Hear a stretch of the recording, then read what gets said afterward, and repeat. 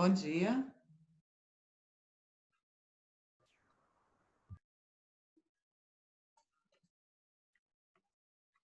Bom dia. Bom dia, Tânia. Bom dia. Bom dia. Bom dia. Bom dia. Bom dia.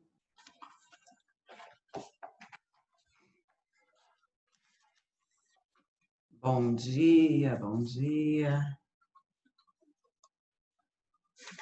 Pessoal, mais uma vez, depois eu vou fazer chamada no final da aula, tá? Aí, quem tá entrando, fique esperto aí para no final da aula eu fazer a chamada.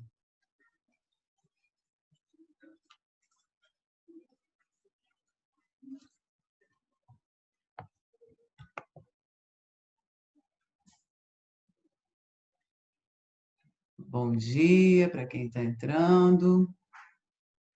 Bom dia, Tânia. Bom dia, Giovana.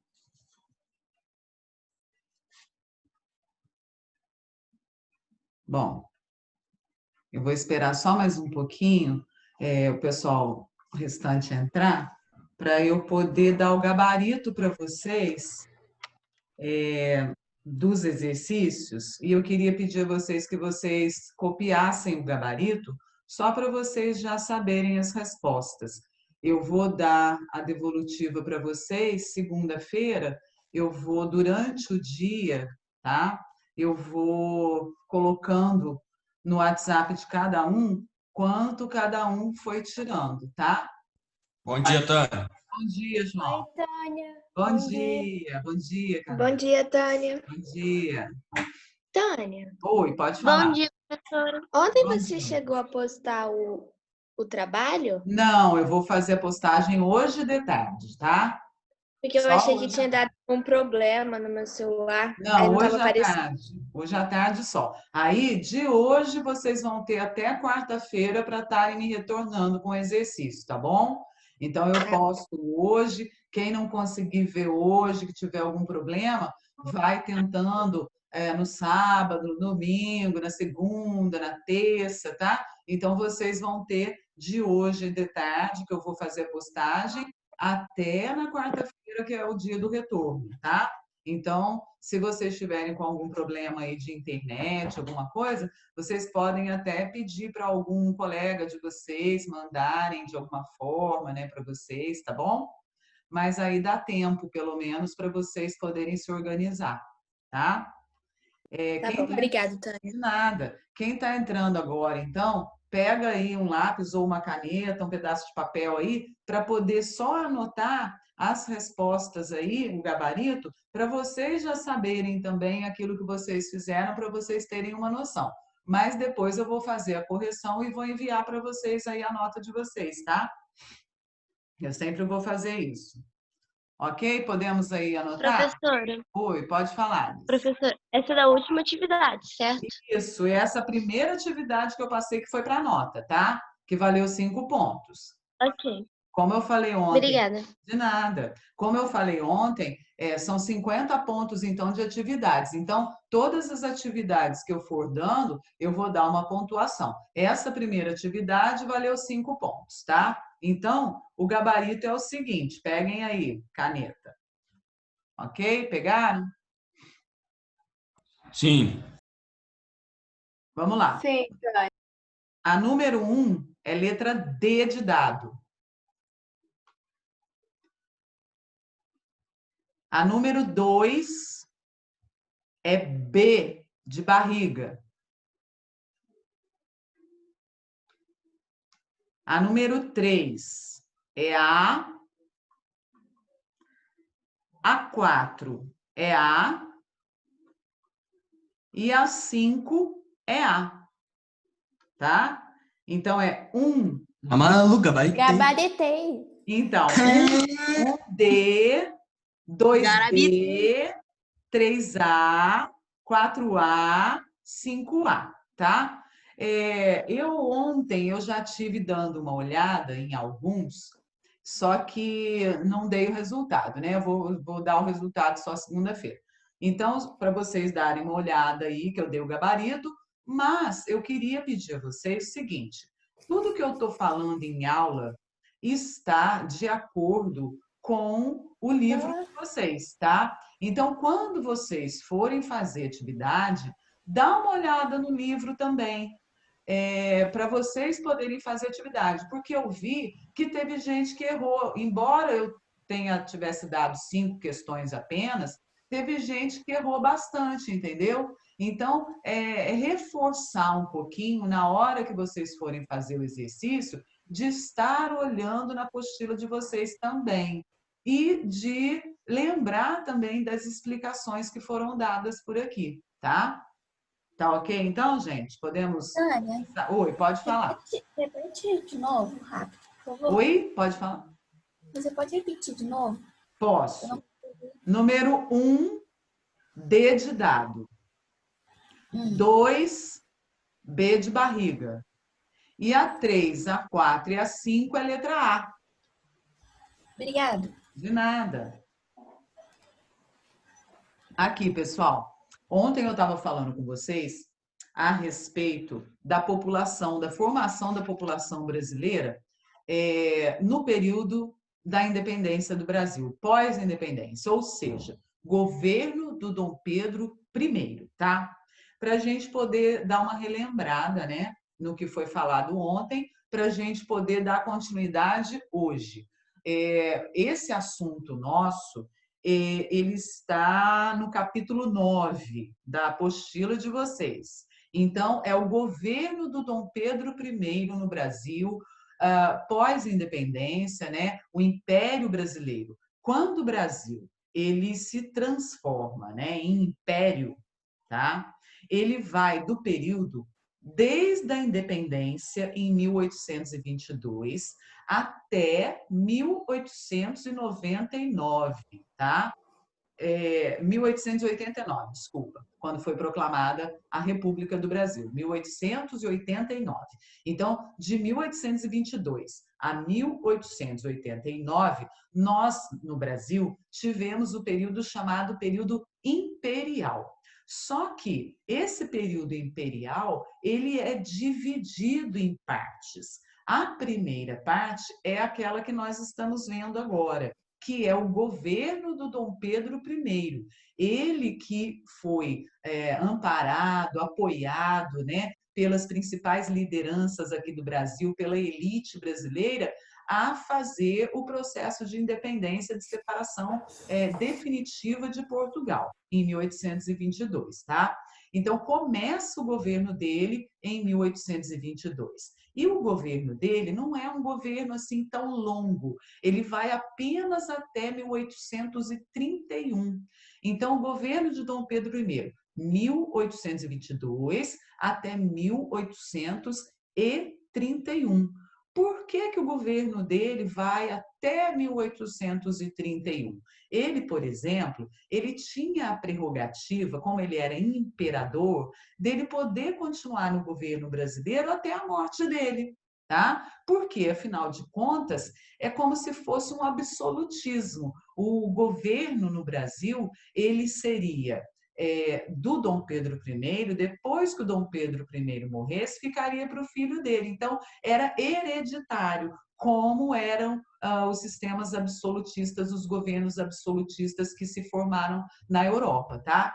Então, o Brasil, ele continuou sendo único, um país único, não teve divisão, vocês viram isso, porque aconteceram algumas revoltas no Brasil, como eu disse para vocês ontem, que foram revoltas contra a separação. Porém, o grupo que estava sob o comando do Dom Pedro I, o grupo do Exército, eles foram mais fortes, né, do que esses grupos de revoltosos. E quando essas revoltas terminaram, que eram favoráveis ao controle do Brasil por Portugal ainda, quando essas revoltas terminaram, ele ficou mais forte, Dom Pedro I, como comandante do Brasil, né? E, a partir disso, ele não deixou com que o Brasil se dividisse, como aconteceram nas capitanias, que eram as capitanias da Espanha, por exemplo, né? onde, por exemplo, a capitania do Rio da Prata, por exemplo, era Uruguai, Paraguai, Argentina, era tudo uma coisa só. Depois que eles se tornaram independentes, cada um se tornou um país, tá? Fora o Uruguai, tá, gente? O Uruguai, a gente vai ver a questão do Uruguai aqui hoje. Mas a Argentina, o Paraguai, por exemplo, eles faziam tudo parte de um mesmo local, né, de uma capitania só, e que depois eles se dividiram em países. No Brasil, não. No Brasil, o Dom Pedro I, ele teve o controle do Brasil inteiro, então não se dividiu em vários países. Poderia ter se dividido, né? Mas não se dividiu. Bom, esse apoio aí que o Dom Pedro I teve foi importante nos primeiros anos de governo dele para ele continuar governando, mas logo já ele teve problemas e a gente vai ver esses problemas hoje. Bom, em relação à população, que era o tema da aula de ontem, eu estava falando para vocês que houve muita desigualdade, né? Que existia uma elite, que ela era privilegiada, essa elite formada por grandes proprietários rurais, que eram donos de muitos escravos, também aqueles comerciantes, principalmente aqueles que eram exportadores, eles tinham privilégios. Inclusive, o privilégio estava dentro da questão do voto, né? Mulheres não votavam, eram só homens a partir de 21 anos que votavam. E a gente vai ver como é que era essa questão do voto. Mas, hoje, a gente vai ver um pouquinho como é que era a vida das mulheres, por exemplo, nesse período inicial do Império, né? Então, a gente pensa, início do século XIX, né? 1822, quando foi proclamada a nossa independência. Como que era a vida das mulheres? As mulheres tinham os mesmos direitos que nós temos hoje? As mulheres, elas trabalhavam, cuidavam da família, elas tinham essa diversidade de atividades que nós temos hoje? Não, tá? Então, a mulher, ela era mais vista, gente, como uma parte da sociedade que ela era responsável pela formação dos seus filhos, por cuidar da educação em casa dos seus filhos. Então, a mulher, ela era muito reclusa, ela ficava muito dentro de casa, cuidando dos afazeres domésticos, cuidando do marido, cuidando dos filhos. Então, as mulheres, elas, na maioria, elas estavam dentro de casa. Quando que as mulheres iam para a rua? Quando que as mulheres eram vistas na rua? Em dia de missa. Porque a maioria da população brasileira naquela época, gente, era católica. Então, era a religião principal, tá? Era o catolicismo. Então, as mulheres, quando iam à missa, geralmente no domingo, que era a questão da obrigação, né, da missa de domingo. Mas se durante a semana, né, fosse a missa, era na missa que as mulheres eram vistas. Isso na maioria. Tinham mulheres que desempenhavam papéis diferentes também? Tinham, tá? Por exemplo, uma mulher de um dono de fazenda de escravos, né? Uma esposa de um grande proprietário rural. Quando esse homem falecia, esse dono dessa fazenda falecia, a esposa, a mulher, ela assumia o controle da fazenda dos escravos.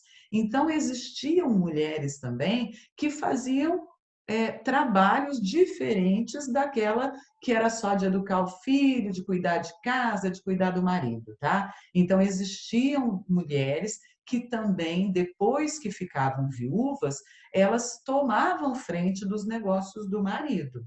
Mas era uma parcela muito menor da população feminina do Brasil, tá?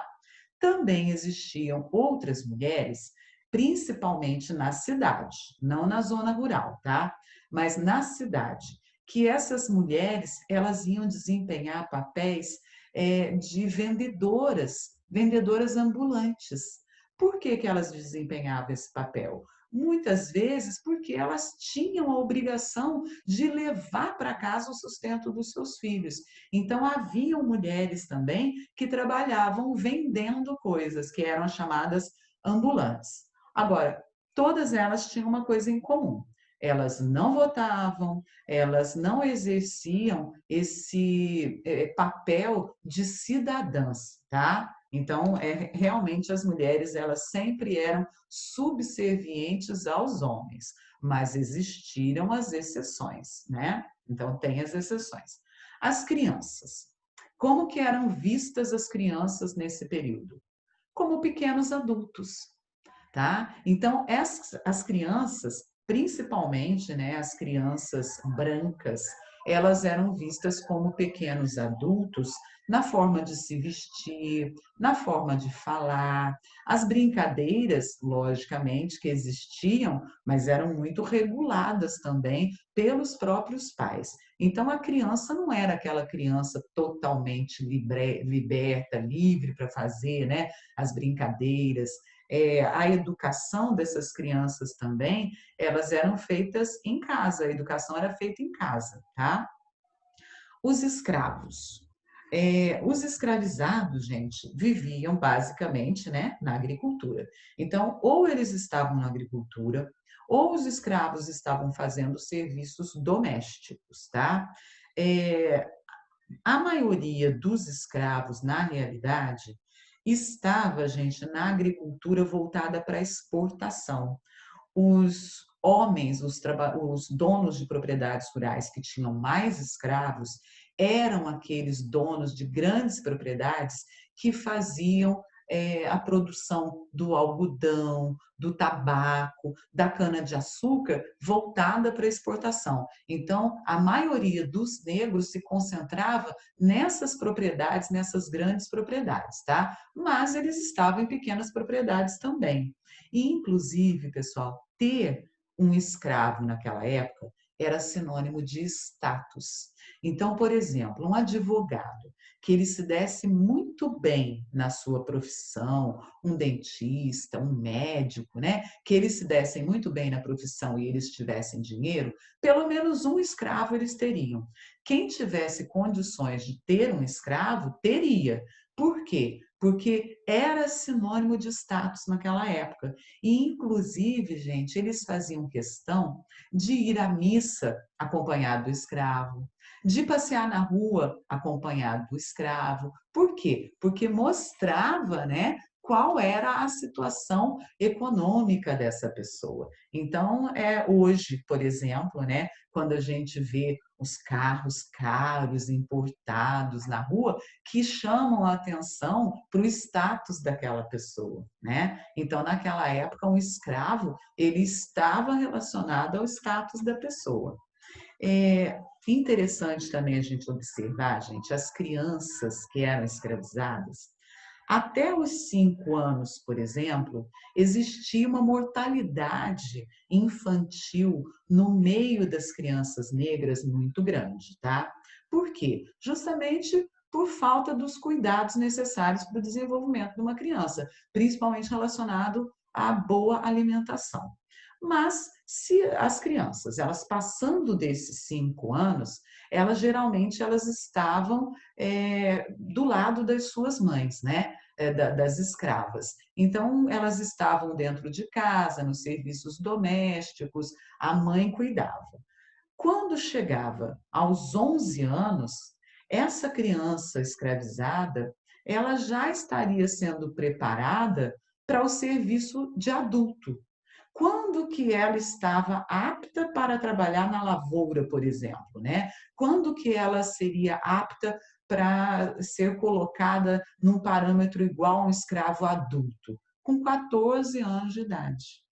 Então, com 14 anos de idade, o escravo, ele já era preparado para lidar com serviços como o adulto, tá? E não tinha lei nenhuma, né, gente? Escravo era um bem e o dono, ele exercia o controle daquele bem da forma que ele entendesse, tá? Também, pessoal, nós temos os indígenas, né? A situação dos indígenas naquela época.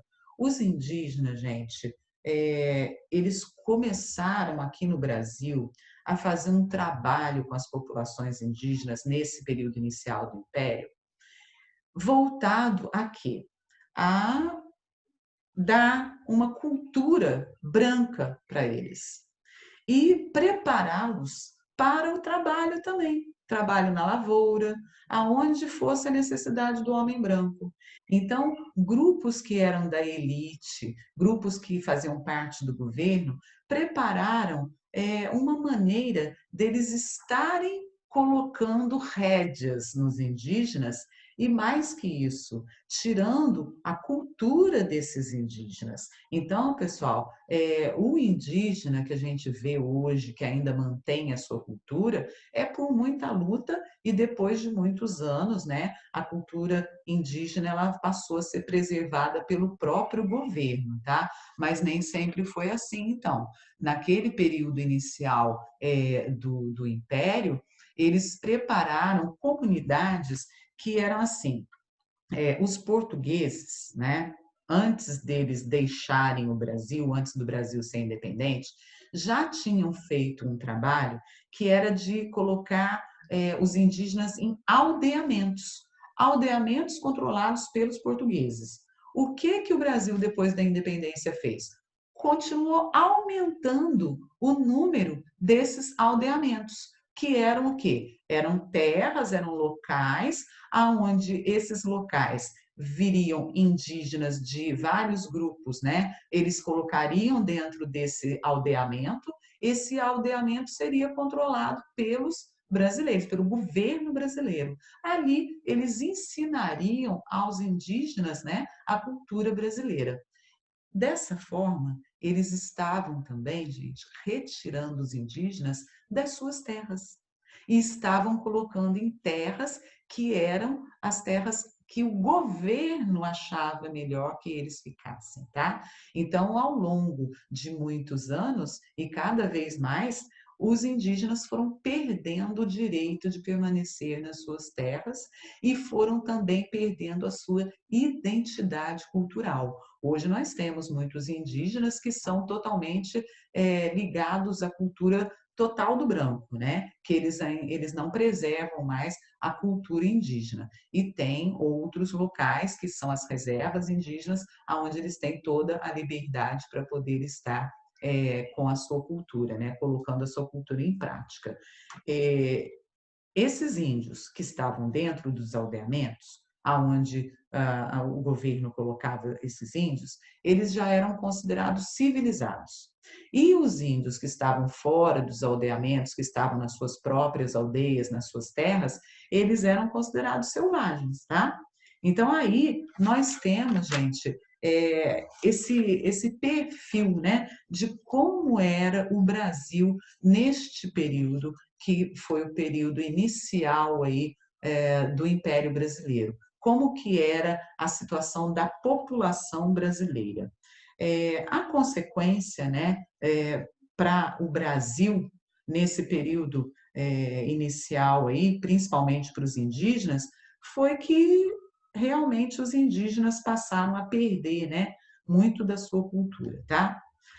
Bom, vamos ver agora aqui, deixa eu só tomar uma aguinha aqui. Vocês têm alguma pergunta a fazer disso aí para a gente dar continuidade, tá? Tânia, Pode falar. se o filho dos donos dos escravos ainda fossem novos e os pais morressem, quem que tomava conta das propriedades? As mulheres, as mães, tá? Não. E se os dois morressem? Aí só sobrasse Então, pequena. se só tivesse criança pequena, essa criança, ela seria depois levada para alguém da família, né, tomar conta. Então, alguém da família, seja do dono da propriedade ou da esposa, né, eles teriam que levar essa criança para a posse da família. Então, era a família que ia tomar conta. Tanto a família seja do dono ou da esposa. Mas e a propriedade dos escravos? Também era a família que ia cuidar? Então, tudo, tá? Aí o controle, se as crianças fossem pequenas e pai e mãe tivessem morrido, alguém da família é que ia tutoriar isso e que iria guardar, né, todo a propriedade, né? Todo o bem material, porque o escravo, ele estava dentro da propriedade como um bem material. Então, estaria tomando conta tanto da fazenda quanto dos escravos também, até essa criança se tornar adulta, né? E ela ter condição dela mesma gerir ali a propriedade, tá? Ela se tornar adulta seria 21 anos? Porque aí seria quando se Então, fosse homem. naquela época, com 18 anos já poderia, tá? Com 18 anos já poderia. Nós temos, então, pessoal, aí Obrigada. a seguinte questão. Eu falei ontem com vocês sobre leis, né? Que o Brasil ficou independente e o Brasil, então, ele teria que fazer novas leis, teria que fazer uma nova Constituição, tá? A Constituição, ela não existia no Brasil. A primeira Constituição que foi feita no Brasil, ela foi feita em 1824, então. Em 1823, o que o Dom Pedro fez? Bom, Portugal não comanda mais o Brasil, nós temos que ter leis próprias, vamos abrir votação para uma Assembleia Constituinte, né? Onde vão ser eleitos aí os deputados para poderem fazer uma Constituição. Isso em 1823. Só que foi o seguinte, as pessoas que faziam parte da Assembleia, elas passaram a elaborar as leis. Só que tinha um probleminha. Elas queriam dar limites para o poder do imperador. O imperador, vendo isso, ele não gostou, que eles queriam dar limites para o poder dele. Ele fechou a Assembleia. Ele não aceitou a Constituição que estava sendo proposta, as leis que estavam sendo propostas. E ele fechou a Assembleia. Ele fechando a Assembleia, ele fez o seguinte, ele convocou, tá, o chamado Conselho de Estado para fazer uma nova Constituição. Esse órgão, que era o Conselho de Estado, ele era formado por pessoas que eram intimamente ligadas ao controle do Dom Pedro. Ou seja, as pessoas que iriam fazer essa nova Constituição, elas eram pessoas que iriam aceitar as regras, iriam aceitar o domínio do Dom Pedro I. E assim foi feita a nossa primeira Constituição. No entanto, gente, que ela é chamada de Constituição imposta, né? Ela é uma lei outorgada, ela é uma lei imposta. Por quê? Porque ela foi feita com características, né? Colocando o poder do Dom Pedro I acima de todos os outros poderes. Por exemplo, o Brasil passou a ter no seu poder político a divisão política, igual Montesquieu lá do Iluminismo falava, legislativo, executivo, judiciário. Beleza, eram 3 poderes que significava que ninguém teria poder acima do outro. Ótimo, só que não. Por quê? Porque um 4º poder foi criado. Então, eles criaram o chamado poder moderador. E esse poder moderador, ele era exclusivo do imperador.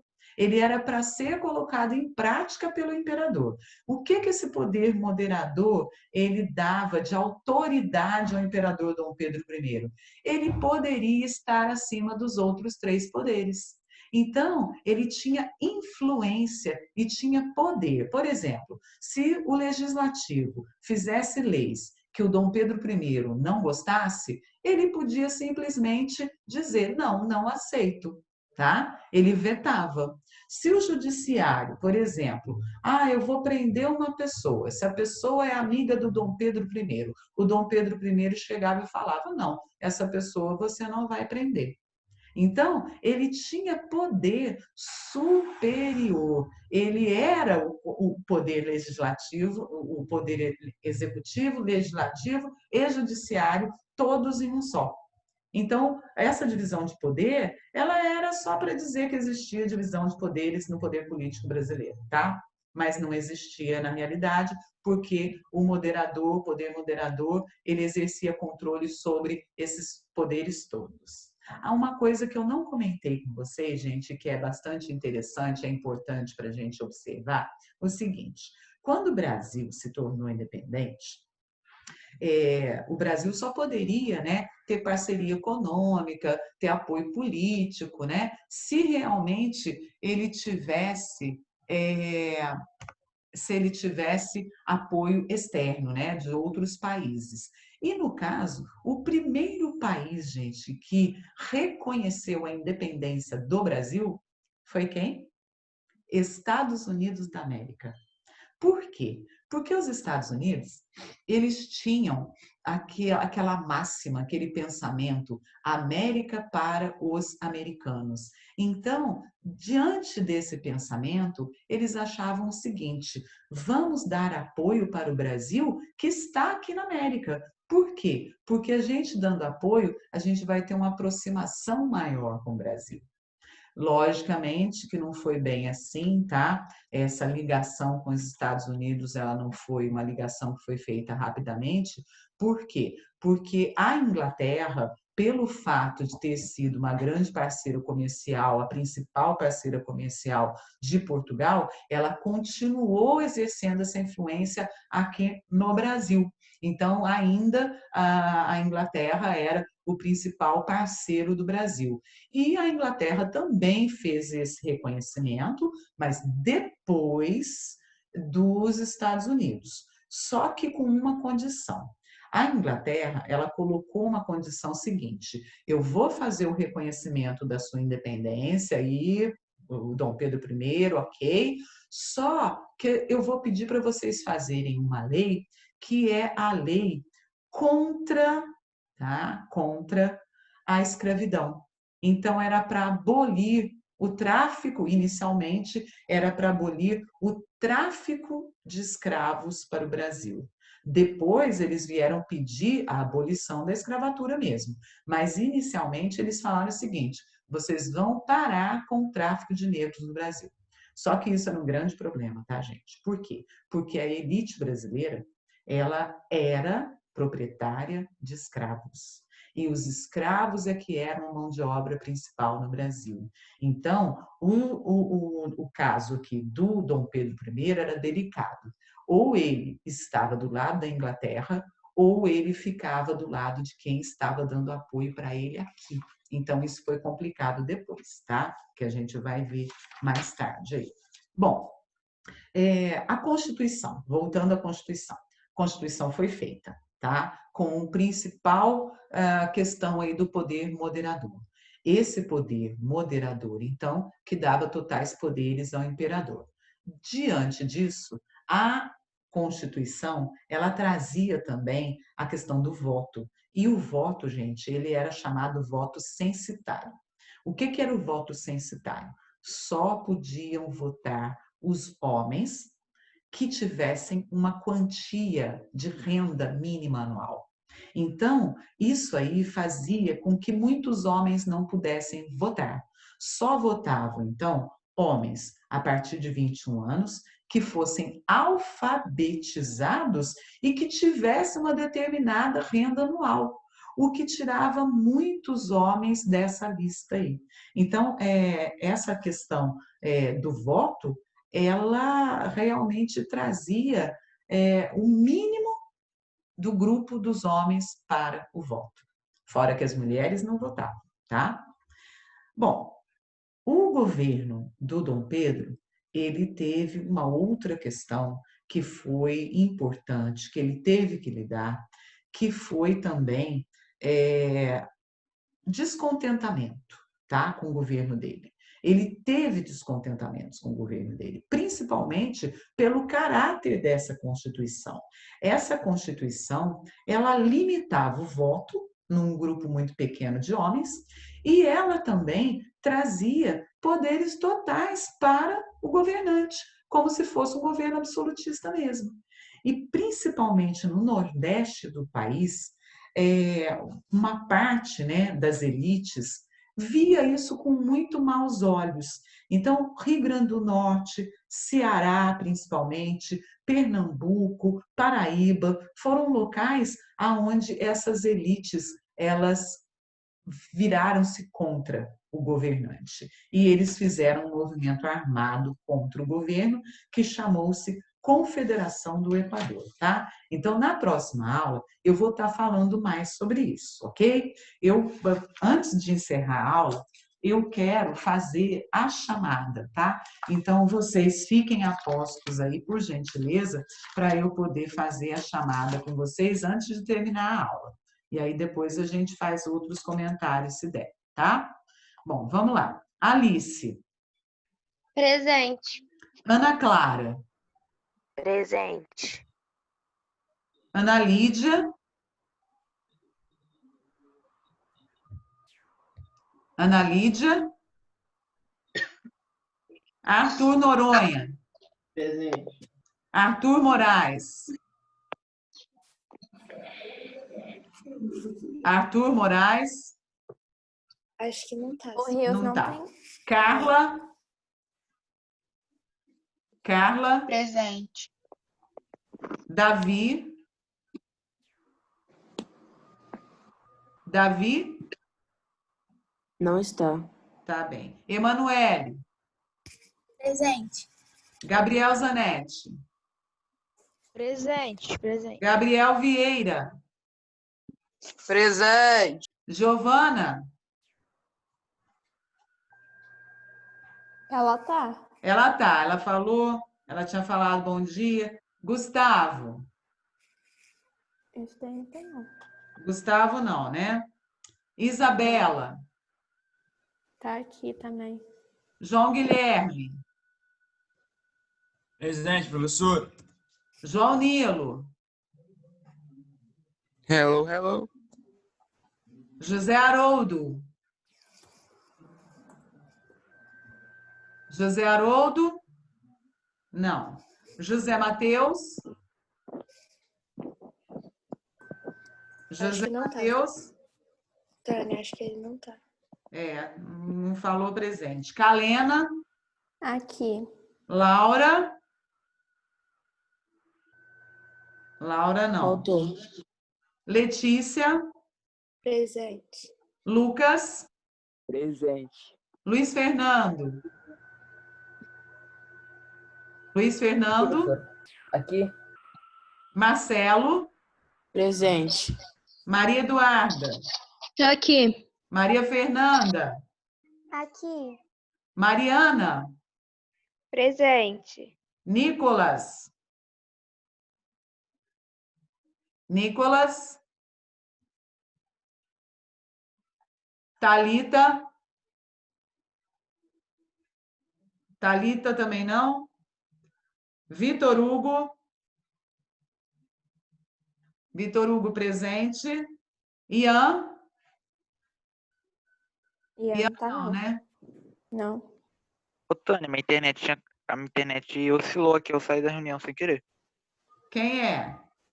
Nicolas. Tá, Nicolas. Ok, ok. Yasmin? Presente. A Júlia? Tá Aluna ali nova. também. Aluna nova, tá aí? Tá. Ah, valeu, valeu. Então, a Thalita não está aí. Tânia. Oi, Tânia. pode falar. A Thalita tá aqui, sim. Thalita tá aí? Ok. Tá. O Ian não. E a minha internet caiu e eu não consegui falar presente. Quem? Meu nome é Giovana. Ah, Giovana? Deixa eu ver se eu coloquei aqui. Não, eu coloquei presente sim. Eu coloquei sim, tá? Ah, tá. Gustavo não tá aí. O José Haroldo não. O José Mateus não. A Laura não. O Davi não. O Arthur Moraes não. E a Ana Lídia não. Tá? Os de hoje aí. Tá bem? Pessoal, é o seguinte. Hoje de tarde, então, lá, depois de 2 horas, tá? Que 2 horas eu devo estar sentando para arrumar, então umas 3 horas, assim, vocês já podem dar uma olhadinha para ver as atividades lá na sala de aula que eu vou passar. Lembrando o quê? Lembrando que o retorno que eu vou dar a vocês do exercício de vocês vai ser na segunda-feira e vocês vão ter até a quarta-feira para poder estar enviando para mim os exercícios. Mas eu vou colocar lá no sala de aula mesmo assim, tá? Eu vou encerrar, então, aqui a nossa reunião, ok? A nossa aula de hoje, tá bom? Pessoal, Tchau, Tânia. bom dia para vocês, bom final de semana, tá? Tchau, Tânia. Obrigada aí, viu, Tchau. gente? Um beijo.